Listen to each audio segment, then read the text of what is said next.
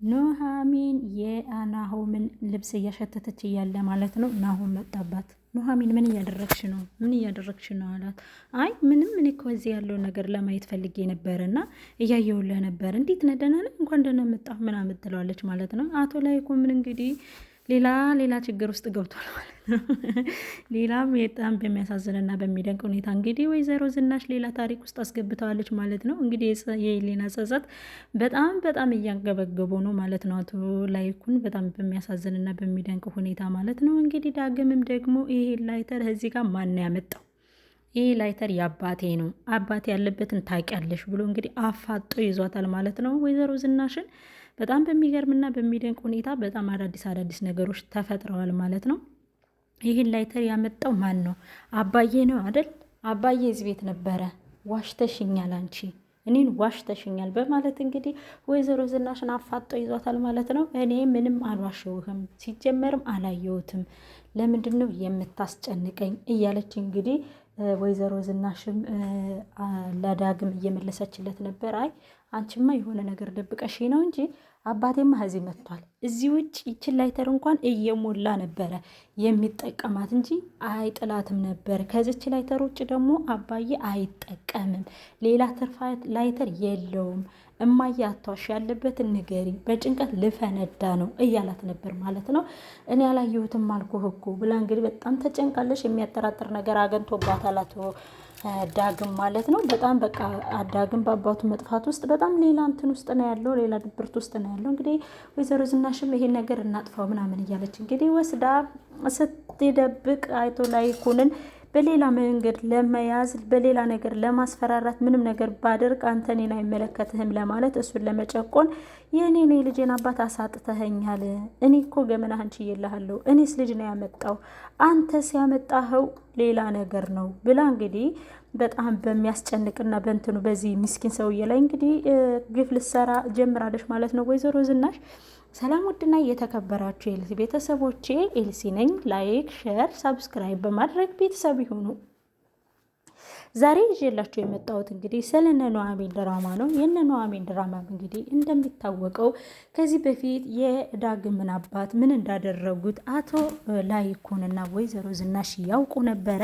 እንግዲህ ዛሬም ደግሞ ወስደው እሱ እየቆፈረ ለመቅበር ከዛም በኋላ አቶ ላይኩን በጭንቀት ውስጥ እያደረገ እያለ እሷ እንግዲህ ቪዲዮ የሚቀርጻት ሰው አመቻችታ ያንን ያመቻቸውን ቪዲዮ እንግዲህ ለላይኩን ማስፈራሪያ አድርጋ ይዘዋለች ማለት ነው። ዝናሽ ከተንኮል ላይ ተንኮል እያደረገች ነው። እንግዲህ የሆነ ጊዜ ላይ ሰው መጥፎ ነገር ሊያደርግ ይችላል፣ ግን አንድ መጥፎ ነገር ከታየብሽ ሁልጊዜም የምታደርጊ ነው የሚመስለው ለሰዎቹ እና ሰዎቹም እንግዲህ አምራንም እንግዲህ ልጄን እሷ ናት እንደዚህ ያደረገችው ስትል ናሁም አምኖ ተቀብሏል። ሁሉም ሰው አምኗት ተቀብሏታል አምራንን ማለት ነው። ምክንያቱም አምራን ከዚህ በፊት በናሆም ላይ ወይም ደግሞ በኑሐሚን ላይ ያደረገችው ነገር ስለነበረ ወይዘሮ ዝናሽ አሁንም በዚህ ላይ አድርገዋለች የሚለውን ነገር ሙሉ በሙሉ አምነዋታል ማለት ነው። ሌላውም ደግሞ እንግዲህ እንደ ታሪክ አድርጋ እየያዘችው ነው ማለት ነው። አንቺ እናቴ ታረጊያለሽ አታረጊም አይባልም፣ አንቺ እንደምታረጊ እርግጠኛ ነኝ፣ ምክንያቱም አንቺ ብዙ ነገሮችን አድርገሻል ከዚህ በፊት፣ ስለዚህ ዛሬም አታደርጊውም ብዬ አልጠራጠርም፣ ታደርጊዋለሽ ብሎ እንግዲህ ዳግም ናሆምም ቀጠን ያለ እንትኑን ነግሯታል ማለት ነው። እኔ ምንም ነገር አላደረኩም ነው የምልህ፣ ካመንክ መነኝ፣ ካላመንክ እንግዲህ ምንም ነገር ማድረግ አልችልም እያለችው ትገኛለች ማለት ነው። ምክንያቱም ስህተት ላይ አሁን ደግሞ ይሄን ነገር እውነት መውጣቱ አይቀርም እንግዲህ ስለ ዳግም አባት እንግዲህ እውነቱ መውጣቱ አይቀርም፣ ይዝመነምናል እንጂ ግን ቪዲዮ ይዛ አቶ ላይኩንን እያንቀጠቀጠችው ትገኛለች። አንተ እኮ ስርዓት አድርጋል፣ እኔ እኮ ነኝ ሚስጥር የነበኩልህ፣ እኔ እኮ ነኝ እንደዚህ ያደረኩልህ፣ እኔ ነኝ እንደዚህ ያደረኩልህ እያለች እንግዲህ በጣም በሚገርምና በሚደንቅ ሁኔታ እያደረገችበት ነው ያለ ማለት ነው። እያስጨነቀችው ነው ያለ።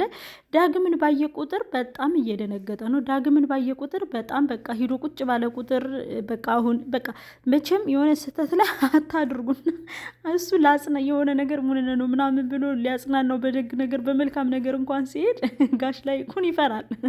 አንዳንድ ጊዜ የሆነ መጥፎ ነገር ውስጥ አትግቡና እንደው ወይኔ በጭንቀት ልፈንዳ ምናምን እያለ እንግዲህ እየተጨነቀ ይገኛል። ወለን ለመናገር ለጋሽ ላይ ኩን ነገር አይገባውም።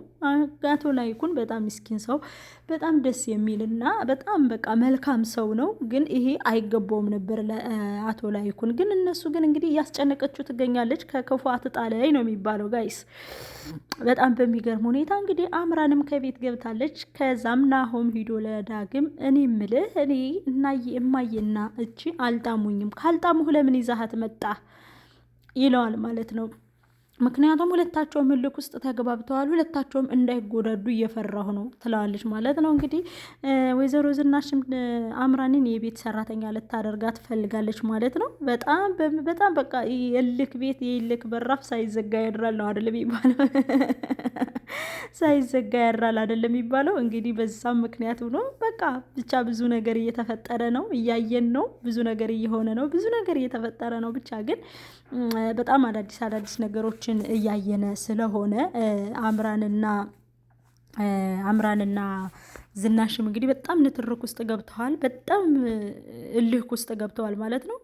ዝናሽም እንግዲህ ይችንማ አጠፋታለሁ፣ ይችንማ ገላታለሁ፣ ይችንማ እንደዚህ ላታለሁ እያለች እንግዲህ በጣም እንትን እያለች ነው ማለት ነው፣ እየፈከረች ነው። አምራንም እንግዲህ እንኳን እዚህ ቤት ገባሁ እንጂ ከዚህ በኋላ ምግብ ሰርታ የምታበላኝ እሷ ናት፣ እንደዚህ አድርጋ የምታዘጋጅልኝ እሷ ናት፣ ከዚህ በኋላ እኔ ምንም ነገር እንትን አልላትም ምናምን እያለች እንግዲህ እየሰራች ትገኛለች ማለት ነው። በጣም በሚገርምና በሚደንቅ ሁኔታ እንግዲህ በጣም ልክ ውስጥ ተገባብተዋል ማለት ነው። አምራንም እንግዲህ ኑሃሚም እንግዲህ ወደ ገጠር ለመሄድ ነው። ናሆምን ታገኘዋለች። ናሆም ኑሃሚን ለአያትሽ ደዊና እንግዳ ሊመጣ ነው ተዘጋጅ ባያቸው። አይ እኛ ሶስታችን ብቻ ስለሆነን መንዘጋጀት ምንም አይጠበቅብንም፣ ያለውን ያገኘነውን እንበላለን፣ ለቀለቡ ችግር የለም ይዘን መሄድ እንችላለን ይላታል። ኖ ቀለብ ይዘን መሄድ ነውር ነው፣ የገጠር ሰው እኮ እንደዚህ አያውቅም። በቃ ያለውን ያገኘኸውን አቅርበህ ሲሰጥህ ያቀረበልህን በፍቅር መብላት እንጂ ቀለብ ይዘህ በመሄድ አታስደስታቸውም። እንደዚህ አይነት ነገር አይወዱም የገጠር ሰዎች። ምክንያቱም የገጠር ሰዎች ያላቸውን ነገር ነው የሚያቀርቡልህ፣ እየተደበቀ ማንነት የላቸውም። ከቤት ውስጥ ያለውን ነገር ነው የሚያቀርቡልን። ያንን ደግሞ በፍቅር አመስግነህ ስቀህ ስትበላ ነው ደስ የሚላቸው እንጂ ዝም ብለህ ያልሆነ ነገር ዝም ብለህ እንትን ብትል እነሱን ደስ አይላቸውም። እና ለዛ ነው አባዬ ትለዋለች ማለት ነው። ከዛም እንግዲህ እሱ ብድግ አድርጎ አይ እኛማ ቀለባችን ይዘን፣ በነገራችን ላይ እኮ ግን የገጠር ሰው በጣም ደስ ይላል፣ በጣም ደግ ህዝብ እኮ ነው የገጠር ሰው ብራብን ይላታል። አዎ የገጠር ሰው በጣም ደግ ነው። ለዚህ ለደግ ህዝብ ነው በቃ ፕሮጀክቱ እዛ ጋር መሰራት ያለበት፣ ካምፓኒው እዛ ጋር መሰራት ያለበት። ምክንያቱም የገጠር ሰው እዛው ለፍቶ እዛው ሰርቶ እዛው ያገኘውን እዛው ነው ማድረግ የሚችሉ ማድረግ ያለበትኝና ምናምን ብላ እንግዲህ ታስረዳዋለች ማለት ነው። እሺ በቃ ብለው እንግዲህ ተስማምተዋል። ዳግምም አብሮ ይሄዳል፣ ናሆምም አብሮ ይሄዳል። ገጠር ሲሄዱ እንግዲህ ቆሎ ቀረበላቸው ማለት ነው። ቆሎ ሲቀርብላቸው እንዲህ አይ ናሆም ይህ ነው እንዲህ ምንበላው ይላታል ማለት ነው። ይህ ነው እንዲህ ምንበላው ሲላት እንዲህ የገጠር ሰው ያለውን እኮ እንጀራ ምናምን የለም። አይን አሁን እንጀራ ምናምን የለም እንዴ ይላታል ማለት ነው። የምን እንጀራ ነው እስካለን ሲጋገር ትበላለህ። አሁን ግን ለጊዜው ይሄን ብላ እንግዲህ ኑሃሚን እንግዲህ ቆሎ ስትበላ ይቶ ሸምሽ እንዴ አንቺ ፈጨሽው እኮ ጥርስሽ ውስጥ ሞተር አለ። ጥርስሽ ውስጥ ግን ሞተር ነው። ጥርስሽ ውስጥ ግን ሞተር ተገጥሞለታል እንዴ ይላታል ማለት ነው። እባክህ ሂደህ አንተ የምታውቃለህ ከተማ አድገህ እኛ እንደዚህ በልተን ያደግን ትለዋለች ማለት ነው። በነገራችን ላይ ሳልጠይቅሽ አባትሽ ደህና ነው ይላታል ማለት ነው። ደህና ነው ደውሎልኝ ነበር እኮ ሁሉን ነገር ጨራርሰው በሰላም ተጠናቆለት ሕክምናውም ሊመጣ ነው ብላ ትነግረዋለች ማለት ነው። አቶ ዳግምም እንግዲህ ኑሃሚንን ለመምሰል አብሮ ይህን ቆሎ እየፈጨ ነው ማለት ነው። እየፈጨ ነው ማለት ነው። በጣም ደስ የሚልና በጣም በሚገርምና በሚደንቅ ሁኔታ እንግዲህ እንደዛ እያደረጉ ይገኛሉ ማለት ነው። በጣም ነው ደስ ያለኝ ሆነን ለመናገር በጣም ማለት ነው።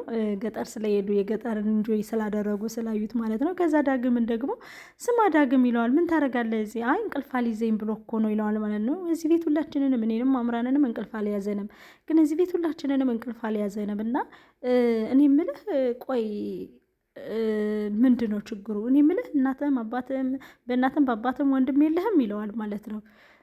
ጥሩ ጥያቄ ጠየከኝ።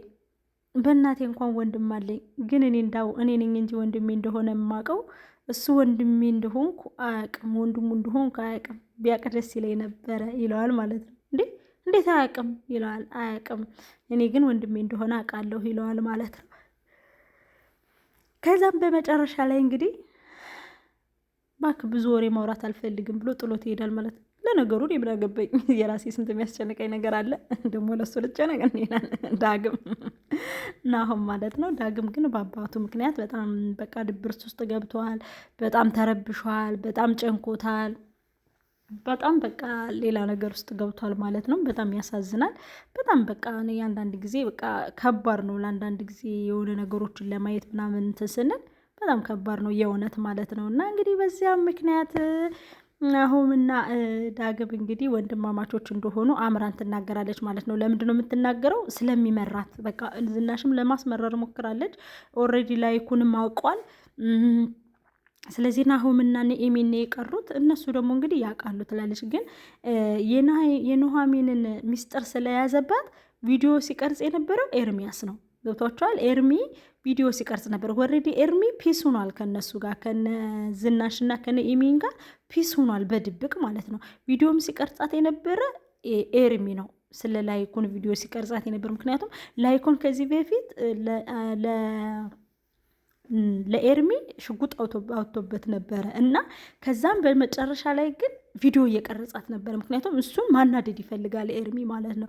ከዝናሽ ጋር ሆኖ ማናደድ ይፈልጋል። በተለይ የሆነ ነገር ካስገዛት በኋላ ዝናሽን የአምራንን ሚስጥር ያወጣባታል ማለት ነው። ልክ የአምራንን ሚስጥር ካወጣ በኋላ ምን ያደርጋል? አምራን እንዳልነበር ትሆናለች።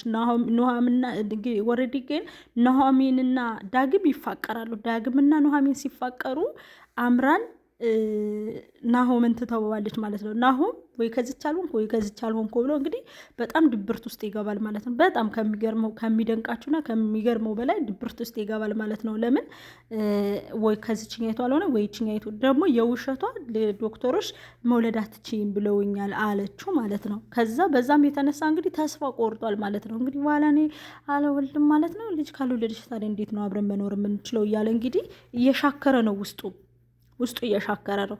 ግን እሷም በመዘጋጃ 80 ስላሰሩ 80ውን ካሰረች በኋላ ግማሽ በግማሽ ነው ንብረት የምትካፈለው ከሳ ማለት ነው። ትከሰዋለች በነገራችን ላይ። ከዛ እኔ እኮ ብዬ ነበር ጥላለች እንግዲህ ወይዘሮ ዝናሽ ተንኮሏ።